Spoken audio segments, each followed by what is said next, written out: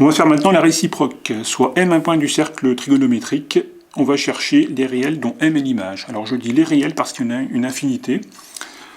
Sur une droite, on a vu tout à l'heure que pour un point donné, il y avait un seul réel qui correspondait. Et sur le cercle trigo, c'est différent. Il y en a une infinité. On va faire un exemple. Dans cet exemple, je vais prendre le point J. Le point J, il est ici. Alors on va chercher tous les réels dont J est l'image. Alors il faut déjà en trouver un. Alors on va chercher donc la longueur de l'arc pour aller de I à J. Alors c'est cet arc-là, ça représente un quart du cercle, donc sa longueur c'est 2π sur 4. Et 2π sur 4 c'est π sur 2. Donc J, on peut déjà affirmer que c'est l'image de π sur 2.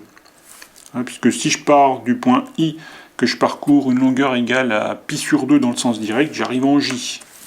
Donc J, c'est l'image de π sur 2 par définition.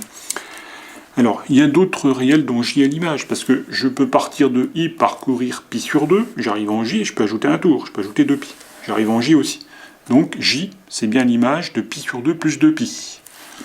Bon, de même, je peux partir du point I, parcourir une longueur égale à π sur 2, et ajouter 2π et encore 2π.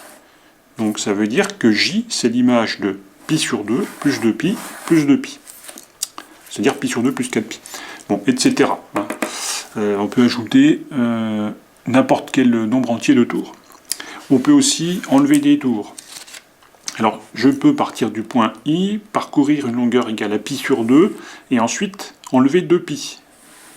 J'enlève un tour, je retombe en J. Donc, pour aller de I à J, j'ai fait π sur 2 moins 2π, donc J est l'image de π sur 2 moins 2π.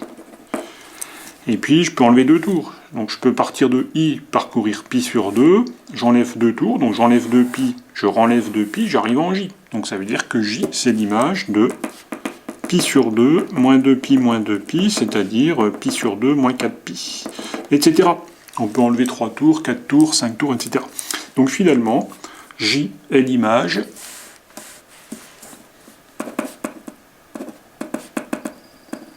des réels de la forme π sur 2 plus 2kπ, où k appartient à z.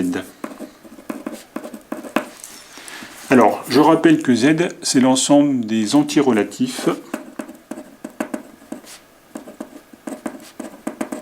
Alors, les entiers relatifs, c'est les entiers positifs ou négatifs. Donc, il y a 0, 1, 2, 3, etc. Et puis, moins 1, moins 2, moins 3, etc. Voilà, c'est tous les entiers positifs ou négatifs. Alors finalement, K, c'est le nombre de tours qu'on ajoute ou qu'on enlève. Donc J est l'image d'une infinité de réels. Et si on a un de ces réels, par exemple ici π sur 2, les autres sont de la forme ce réel plus 2kπ, où K appartient à Z. Plus généralement, soit M un point du cercle trigonométrique, par exemple ici, on va chercher tous les réels dont M est l'image. Ça s'appelle les abscisses curvilignes du point M. Il nous en faut déjà une. Enfin, plutôt un. On va appeler X la longueur de l'arc IM. Donc on va supposer que X, c'est la longueur de cet arc-là. Eh bien, M est l'image de X.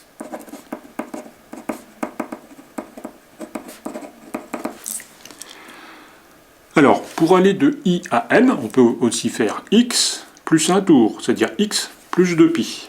Donc ça veut dire que M, c'est aussi l'image de X plus 2π. Puisque si je pars du point I et que je parcours une longueur égale à X plus 2π le long du cercle, je fais X plus 2π, j'arrive en M. Donc M, c'est bien l'image de X plus 2π.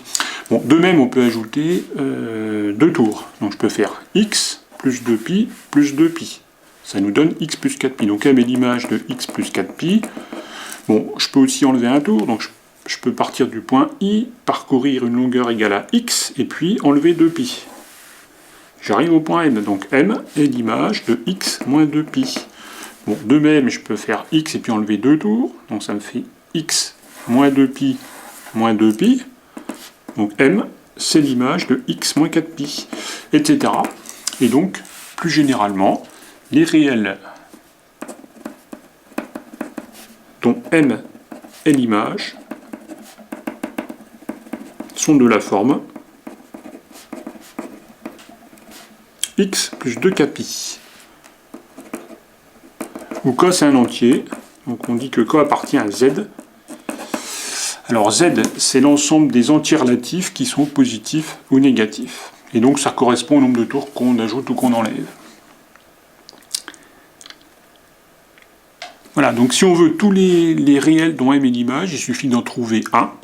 Là, je l'ai appelé x, et puis tous les autres, ils sont de la forme x plus 2kπ, où k appartient à z. Donc il faut retenir en fait qu'un point du cercle trigo, il a l'image d'une infinité de réels, qui sont appelés ces abscisses curvilignes.